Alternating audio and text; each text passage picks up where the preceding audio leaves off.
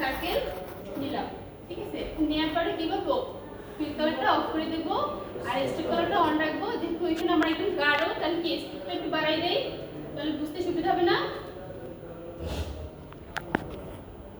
বেশি বাড়াই দেবো না, তাহলে হচ্ছে যে পাত বা অ্যাঙ্কর পয়েন্ট ধরা যায় না। মোটামুটি বাড়াই ধরবো, যদি ভালোভাবে কাছে দেখা না যায় তাহলে পেজটা একটু জুম করে দেবো, ঠিক আছে। নাহলে হচ্ছে যে লাইনগুলো বেশি মোটা করে দিলে লাইনগুলো পায় না, লাইনগুলো ধরা যায় না, তখন ভিতরে রেখাটা অস্পষ্ট হয়ে যায়। তারপরে এটা কি কপি করি সমানভাবে নেওয়ার জন্য, কপি, তারপর কন্ট্রোল ভি, পেস্ট দিছি না। এখন হচ্ছে যে সিলেকশন ক্লিক করে এটা একটু ছোট করে নেই, ছোট করার সময় আমরা ভাবছি। তারপর আছে কিরকম একটু খেয়াল করি, এদিক থেকে একটু কাটা আছে আর এদিক থেকে একটু আইয়ের মতো আছে, তাই তো। এখন এটা আমরা চাইলে পেন টুল দিয়ে করতে পারি, আবার শেপ দিয়েও করতে পারি। আমি যেভাবে দেখাই দিতেছি এইভাবে কি করতে হবে এমন না, আপনারা যদি আর ডিফারেন্ট ভাবে তাড়াতাড়ি করতে পারেন তাহলে তাড়াতাড়ি করবেন, যে যত ইজিভাবে করতে পারেন, ঠিক আছে। লাইন এই পেন টুল দিয়ে করতে পারলেও ভালো। এখন আমি একটু আরেকটু ভাবে দেখাই দিই, পেন টুল দিয়ে এভাবে আইটাকে নিয়ে করা যাবে। এখন আমি একটু জাস্ট এখান থেকে নিলাম, এটা কিন্তু একটু মাছ বরাবর না, একটু মাছ বরাবর উপরে, তাহলে এভাবে রাখলাম, ওকে। তারপর সবগুলো একসাথে সিলেক্ট করলাম। সিলেক্ট করার পর যেহেতু আমরা এটা কি করতে হবে, ভাগ করতে হবে, তাই না। তাহলে হচ্ছে কি শেপ বিল্ডার টুল ক্লিক করলাম। এখন দেখেন এখানে কি আছে প্লাস, এখানে ক্লিক করলে আমার ওই জিনিসটা ভাগ হবে, কিন্তু আমি যদি কি রিমুভ করার জন্য আমি অল্টার প্রেস করব। দেখেন এখানে মাইনাস হয়ে গেছে, বুঝতে। এখন আমি যেটা কাটবো সেটা কি কেটে যাবে। চাইলে কি আমি এই লাইনটাও কেটে দিতে পারি, আবার এগুলো যদি কাটছি দেখেন পুরো লাইনটা নিচ্ছি, তাহলে কি আমার এটা কাটতে যাবে না, ঠিক আছে। তাহলে এটা আমার কি অন্যভাবে কাটতে হবে, বুঝতে পারছি দিলাম। তারপর হচ্ছে যেহেতু আমার এখানে কি ওই লাইনটা নাই, শুধু এখানেটা আছে, তাহলে আমি এইখানে লাইনটা মুছে দেই। এখানে ইরেজ দিয়ে মোছা যাবে না, যেহেতু আমাদের এটা কি স্টক আছে, স্টকে কি ফাইল পাথ হিসেবে মুছতে হবে। তাহলে আমরা সিজার অপশন নেই, সি। তারপর হচ্ছে যে অ্যাঙ্কর পয়েন্ট দিলে কি এটা নেয় না, দেখেন বুঝছে। অনেক সময় অ্যাঙ্কর পয়েন্ট নেবে না, পাথ যেখানে লেখা উঠবে ওইখানে নেবে। এই দেখছেন দুইটা অ্যাঙ্কর পয়েন্টে একসাথে কি সিজার হবে না, পাথ যখন লেখা উঠবে তখন নেবে। তাহলে কি করতে হবে, আমরা সিলেকশন ওইভাবে ধরতে হবে। একটু জুম করে নেই, তাহলে বুঝতে সুবিধা হবে। জুম কিভাবে করবেন, কন্ট্রোল প্লাস, বুঝতে পারছি। জেড তো জেড সিজার অপশন,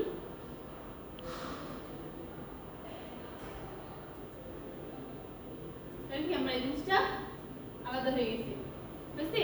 এখন আমি এটা একটু বাড়াই দেই, এটা যে যত সুন্দরভাবে করতে পারেন মিলাই দিয়ে, ঠিক আছে। আমি তো জাস্ট দেখানোর জন্য মোটামুটি ভাবে দেখাইতেছি, এরকম না অনেকটা। এরপর কি এরকম লম্বা ভাবে একটা আছে, তাহলে আমি পেন টুল দিয়েও আঁকে নিতে পারি, আবার কি এটাকে কপি করে এটা জাস্ট ঘুরাই দিলাম, যেভাবে আপনার সুবিধা হয়, ঠিক আছে। তারপর আবার এখানে বসাই দিলাম।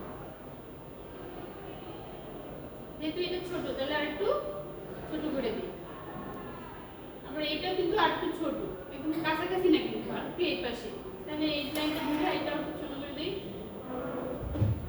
আবার এইটা দিকে আগে, বুঝতে পারতেছি। আমার এই লাইন বাঁকা বাঁকা রয়েছে, কিন্তু বাঁকা বাঁকা না থাকে, দেখতে স্মুথ দেখা যায়, ঠিক আছে। এরপরে কি আছে, এখানে একটা রাউন্ড আছে না, তাহলে কি করব, এখানে একটা ইলিপ নিব। এই কিন্তু আমার এখানে ডিজাইনটা কিন্তু এরকম না, এরকম কালার দিতে হবে, কি আছে স্টোন কালার অফ আছে আর শুধু ফিল কালারটা অন আছে, তাহলে ফিল কালারটা দেই, ওকে। বুঝতে পারছি। এখন আমরা কালার কিভাবে মেনশন করব, ছোট করি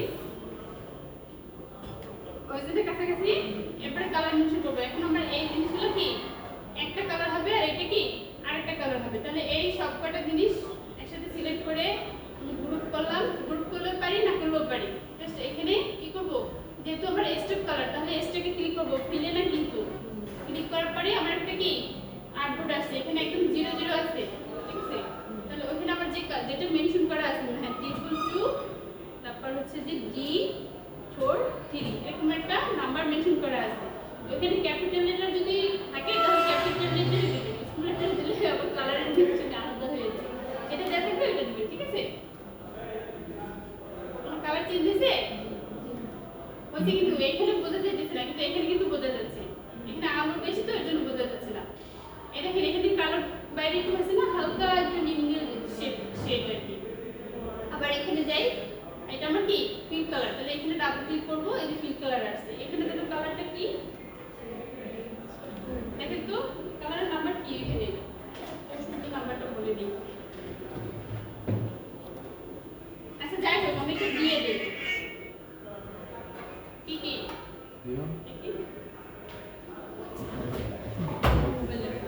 ম্যাম পাইছি ম্যাম।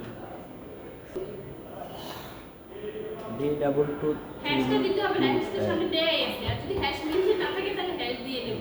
ঠিক আছে? আপডেটগুলোতে হ্যাশ দেওয়ার দরকার নেই। অনেক পুরোনো ভার্সনে হ্যাশ ছিল না, তখন দিয়ে নিতে হতো।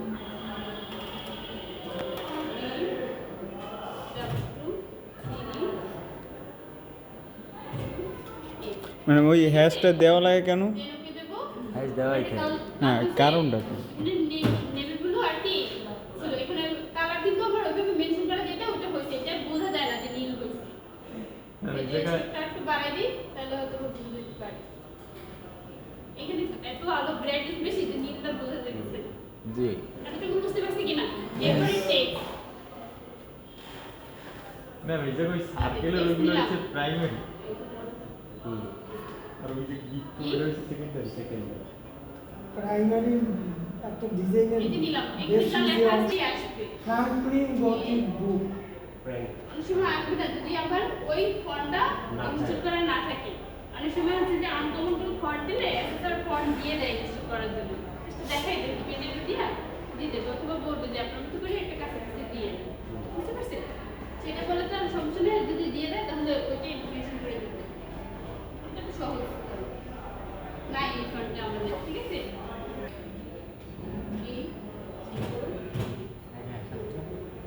সেটা দেখে হ্যাশ হ্যাঁ আছে।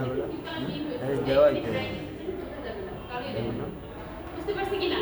এখন আমরা এইটুকু তো করা শেষ লোগো। এরপরে কি বলছে? এটাকে মুকআপ করতে বলছে। আর একটা 2000 পিক্সেলের আর্টফ্রাই না এখানে বসাতে বলছে নাকি? এখন আমার এইটুকু করা শেষ। তারপর হচ্ছে যে ফাইলে যাব। আমি চাইলে নতুন একটা আর্টবোর্ড নিতে পারি অথবা এখান থেকে কি আরেকটা আর্টবোর্ড নিতে পারি। এখান থেকে আরেকটা আর্টবোর্ড নেই, প্লাস দেই, আমার আরেকটা আর্টবোর্ড তৈরি হচ্ছে না। ঠিক আছে? এখন এখানে রেক্টেঙ্গুলার টুল দিয়ে যেহেতু আমার ওইখানে কি মোকাপের মতো দুইটা দেখা যাচ্ছে, তাহলে রেক্টেঙ্গুলার টুল দিলাম। একটা এরকম আর একটা কি লম্ব একটা হরিজন্টাল আর একটা কি ভার্টিক্যাল। যেমনটা এরকম কি না এরকম দিলাম। তারপরে এটা যেহেতু আমার এখানে কালার আছে না, যেহেতু আমার এখানে